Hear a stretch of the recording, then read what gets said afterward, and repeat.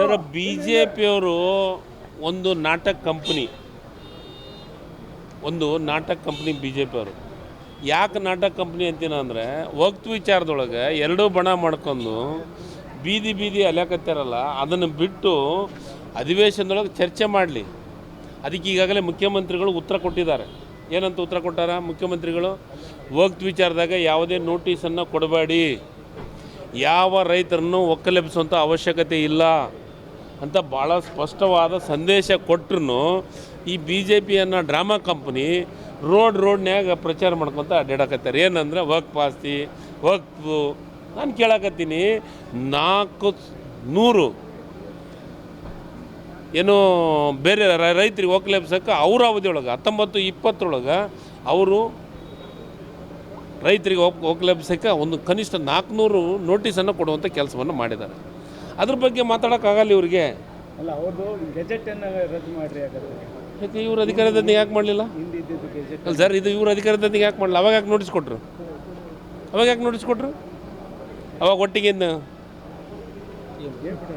ಹಾಂ ಏನು ಮಾಡ್ತಿದ್ರಂತ ನಾನು ಹೇಳಕತ್ತೀನಿ.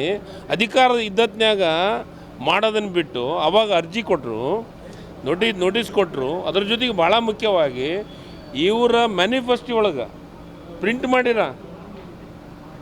ಅದು ಸ್ವಲ್ಪ ತೆಗೆದು ಓದಲಿ BJPಯವರು.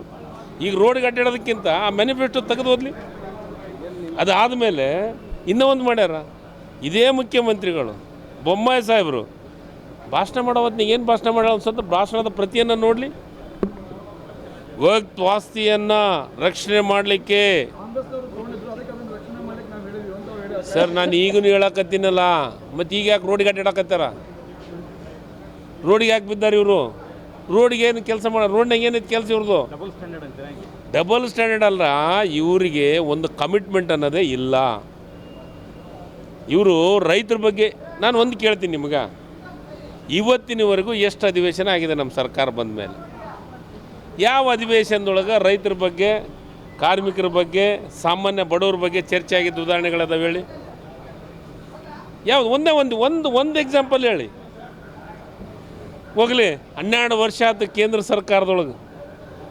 ಈ ದೇಶದೊಳಗೆ ಏನು ವಿರೋಧಿ ಅಲೆನೇ ಇರಲಾರ್ದಂಥ ಈ ದೇಶದ ಪ್ರಧಾನಮಂತ್ರಿ ಅದಾರ. ಈ ದೇಶದೊಳಗೆ 12 ವರ್ಷ ಆದರೂ ವಿರೋಧ ಅಲೆ ಇರಲಾರ್ದಂಥ ಪ್ರಧಾನಮಂತ್ರಿ ಯಾರು ಅದಾರಂದ್ರೆ ಅದು ಮೋದಿ ಸಾಹೇಬರು ಮಾತ್ರ.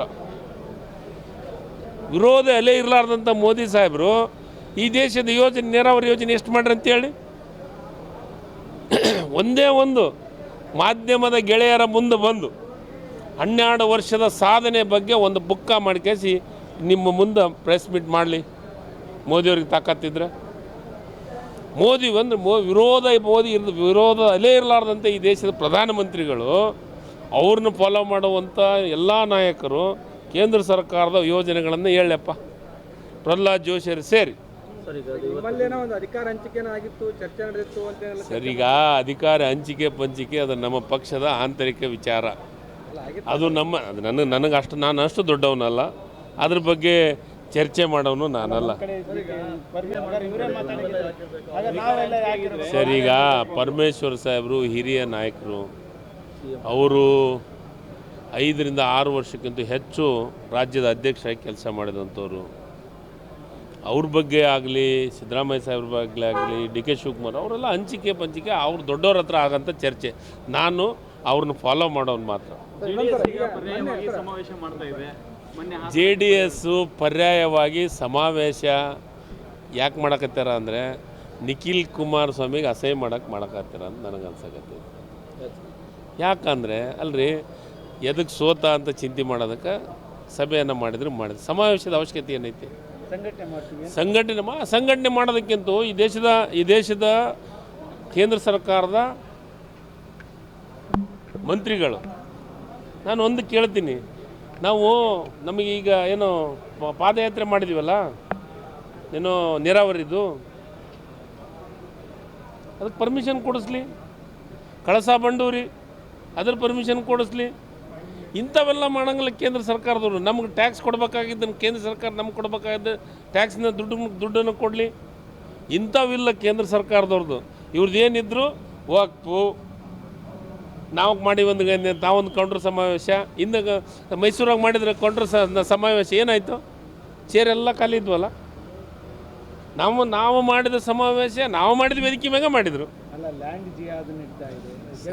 ಸರ್ ಯಾವ ಲ್ಯಾಂಡ್ ಜಿಹಾದೂ ಇಲ್ಲ, ಯಾರ್ದು BJP ಜಿಹಾದೂ ಇಲ್ಲ, ಯಾವುದೂ ಜಿಹಾದ್ ಇಲ್ಲ. ನಮ್ಮ ಅಭಿವೃದ್ಧಿ ಬಗ್ಗೆ ಮಾತ್ರ ನಮ್ಮ ಕಾಂಗ್ರೆಸ್ ಪಕ್ಷ ಚಿಂತನೆ ಮಾಡ್ತಾ ಇದೆ. ಬಡವರ ಬಗ್ಗೆ ಚಿಂತನೆ ಮಾತ್ರ ಮಾಡ್ತೀವಿ. ನಾವು 5 ಗ್ಯಾರಂಟಿ ಯಾಕೆ ಕೊಟ್ಟಿವಿ? ಬಡವರು ನೆಮ್ಮದಿಯಿಂದ ಬದುಕ್ತಾ ಇದ್ದಾರಲ್ಲ. ನಾನು ಇವತ್ತು ಹೇಳ್ತೀನಿ, 5 ಗ್ಯಾರಂಟಿಯಿಂದ ಜನರು ನಮ್ಮನ್ನು ಮೆಚ್ಚಿದ್ದಾರೆ. ಈ ರಾಜ್ಯದ ಜನರು ಉದಾಹರಣೆ 3 ಚುನಾವಣೆ ಭಾಳ ದೊಡ್ಡ ಪ್ರಮಾಣದೊಳಗೆ ನಮಗೆ ಆಯ್ಕೆಯನ್ನು ಮಾಡಿದಂಥದ್ದು ಉದಾಹರಣೆ ಇಲ್ಲೇ ಇದೆ. ಈಗ ಬೆಳೆ ಪರಿಹಾರದ ಬಗ್ಗೆ 3 ಸತಿ ನಮ್ಮ ಬೆಳೆ ಪರಿಹಾರ ಆಗಿದೆ. ಅದರೊಳಗೆ 1 ಸತಿ ಬೆಳೆ ಪರಿಹಾರವನ್ನು ಕೊಟ್ಟಿದ್ದೀವಿ. ಇನ್ನೂ 2 ಸತಿ ಬೆಳೆ ಪರಿಹಾರದ ಬಗ್ಗೆ ಇವತ್ತು ಚರ್ಚೆನೂ ಮಾಡ್ತೀನಿ. ಮ್ಯಾಗ ಸೆಕ್ರೆಟರಿ ಅವರು, ಕಂದಾಯ ಇಲಾಖೆ ಮಂತ್ರಿಗಳಿಗೂ ಮಾತಾಡೀನಿ, ಕಂದಾಯ ಇಲಾಖೆ ಸೆಕ್ರೆಟರಿಗೂ ಮಾತಾಡೀನಿ. ಅದತ್ತು ತಕ್ಷಣ NDRF ನಾರ್ಮ್ಸ್ ಪ್ರಕಾರ ಅದು ದುಡ್ಡನ್ನು ಬಿಡುಗಡೆ ಮಾಡುವಂಥ ಕೆಲಸ ಮಾಡ್ತೀವಿ. ಸರ್, ಬೆಳೆ ವಿಮೆಯದ್ದು ಕೇಂದ್ರ ಸರ್ಕಾರದ ಸಮಸ್ಯೆ. ಅದನ್ನು ತಿದ್ದುಪಡಿಯನ್ನು ಮಾಡಬೇಕು. ಕೃಷಿ ಇಲಾಖೆಯಿಂದ ನಾವು ಪತ್ರವನ್ನು ಬರೆದಿದ್ದೀವಿ. ಸರ್, ಬೆಂಬಲ ಬೆಲೆ ಉತ್ಪನ್ನ ಮಾಡ್ಬೇಕಂತ ಹೇಳಿದ್ವಿ. ಆ ನಾರ್ಮ್ಸ್ ಪ್ರಕಾರ ನಮ್ಮ ರೈತರಿಗೆ ಅನುಕೂಲ ಮಾಡಲಿ ಅಂತಲೇ ಈಗಾಗಲೇ ನಾನು ನಮ್ಮ ಜಿಲ್ಲಾಧಿಕಾರಿಗಳಿಗೂ ಹೇಳ್ತೀನಿ, ಸಂಬಂಧಪಟ್ಟಂಥ ಇಲಾಖೆ ಅಧಿಕಾರಿಗಳ ಜೊತೆಗೆ ಈಗಾಗಲೇ ಅದ್ರ ಬಗ್ಗೆ ಮೀಟಿಂಗ್ ಆಗಿದೆ. ಮೀಟಿಂಗ್ ಆಗಿ ಡ್ರಗ್ ಕಂಟ್ರೋಲ್ ಸಂಬಂಧಪಟ್ಟಂಥ ಡ್ರಗ್ ಕಂಟ್ರೋಲ್ನ ಸಸ್ಪೆಂಡನ್ನು ಮಾಡಿದ್ದಾರೆ. ಅದಕ್ಕೆ ಇಲ್ಲಿ ನಮ್ಮಲ್ಲಿ ಆ ಸಮಸ್ಯೆ ಇಲ್ಲ. ನಾನು ಅವ್ಯವಸ್ಥೆ ಐತೆ, ಅದಕ್ಕೆ ನಾನು ಇನ್ಸ್ಪೆಕ್ಷನ್ ಮಾಡ್ತೀನಿ. ಸಂಬಂಧಪಟ್ಟಂಥ ಅಧಿಕಾರಿಗಳಿಗೆ ಇವತ್ತು ಸೂಚನೆಯನ್ನು ಕೊಡ್ತೀನಿ. ತುಂಗಭದ್ರಾ ಜಲಾಶಯಕ್ಕೆ ಇವತ್ತು ರಾಷ್ಟ್ರೀಯ ಗೇಟ್ ಬರ್ತಾ ಇರ್ತಾರೆ. ಏನು ಹೊಸದಾಗ್ತದೆ ಸರ್? ಈಗ ಬೋರ್ಡ್ ಸಭೆ ಆಗಿದೆ, ಬೋರ್ಡ್ ಮೀಟಿಂಗ್ ಆಗಿದೆ. ಬೋರ್ಡ್ ಮೀಟಿಂಗ್ ಆದಮೇಲೆ ಬೋರ್ಡ್ನವ್ರು ಏನು ನಿರ್ಧಾರ ತಗೊಂತಾರೆ, ರಾಜ್ಯ ಸರ್ಕಾರ ನಾವು ನಮ್ಮ ಪಾಲನ್ನು ಕೊಡೋಕೆ ನಾವು ಸಿದ್ಧರಿದ್ದೀವಿ. ಅದನ್ನು ಮಾಡಲಿಕ್ಕೆ ನಮ್ಮ ಮುಖ್ಯಮಂತ್ರಿಗಳು ಮತ್ತು ನೀರಾವರಿ ಇಲಾಖೆ ಸಚಿವರು ರೆಡಿ ಇದ್ದಾರೆ. ಹೊಸ ಗೇಟಿದ ಬಗ್ಗೆ ಬೋರ್ಡ್ನವ್ರು ನಿರ್ಧಾರ ಮಾಡ್ಕೇಸಿ ನಮಗೆ ಕೊಡಬೇಕು. ಅಲ್ಲ 60 ಅದು ಏನು ನಮ್ಮ ಶೇರಿಂಗ್ ಏನಿದೆ, ಕರ್ನಾಟಕದ ಶೇರಿಂಗ್ ನಾವು ಕೊಡ್ತೀವಿ. ಗ್ಯಾರಂಟಿ ನ್ಯೂಸ್, ಸುದ್ದಿ ಖಚಿತ, ನ್ಯಾಯ ನಿಶ್ಚಿತ.